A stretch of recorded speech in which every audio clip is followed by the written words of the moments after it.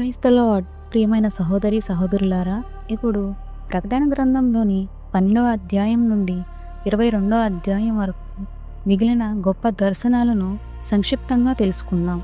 12వ అధ్యాయం. ఒక స్త్రీ, ఒక శిశువు మరియు ఒక అజగరం కనిపిస్తాయి.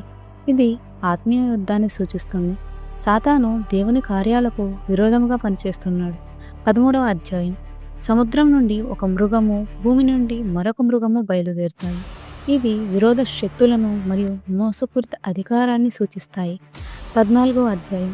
144,000 మంది దేవుని సేవకులు కనిపిస్తారు. దూతలు దేవుని సందేశాలను ప్రకటిస్తారు. మరియు చివరగా కోత దృశ్యం కనిపిస్తుంది. 15వ అధ్యాయం. 7 పాత్రల తీర్పులకు ముందు మాట కనిపిస్తుంది. దేవుని న్యాయము మరియు తీర్పు సిద్ధమవుతున్నాయి. 16వ అధ్యాయం. దేవుని ఉగ్రకోపమనే 7 పాత్రలు భూమిపై కుమ్మరించబడతాయి. ఇది దేవుని తీర్పు సంపూర్ణంగా నెరవేరుతున్న దృశ్యం. 17వ అధ్యాయం.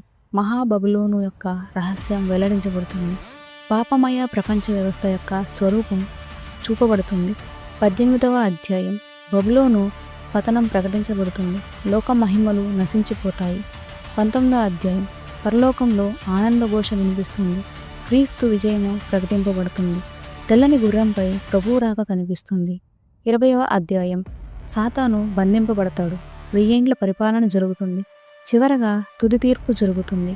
21వ అధ్యాయం. కొత్త ఆకాశము, కొత్త భూమి కనిపిస్తాయి. కొత్త యెరూషలేము దేవుని మహిమతో దిగి వస్తుంది. 22వ అధ్యాయం. జీవజల నది, జీవవృక్షము కనిపిస్తాయి. ప్రభువు త్వరలో వచ్చుచున్నానని వాగ్దానం చేస్తాడు. ఆహ్వానం, రా అని ప్రతి ఒక్కరికి పిలుపు వినిపిస్తుంది. ఇలా ప్రకటన గ్రంథం మొత్తం సంఘమునకు హెచ్చరికను, విశ్వాసులకు ధైర్యాన్ని, అంత్యకాలపు సంఘటనలను, దేవుని తీర్పును మరియు నిత్య మహిమను తెలియచేస్తుంది. ఇక నుండి ఈ గ్రంథంలోని ప్రతి అధ్యాయాన్ని మరింత స్పష్టంగా విజువల్స్ రూపంలో ఒక్కొక్కటిగా మనం చూడబోతున్నాం. కాబట్టి ఈ సిరీస్ను మిస్ కాకండి. Please subscribe it's gospel tunes.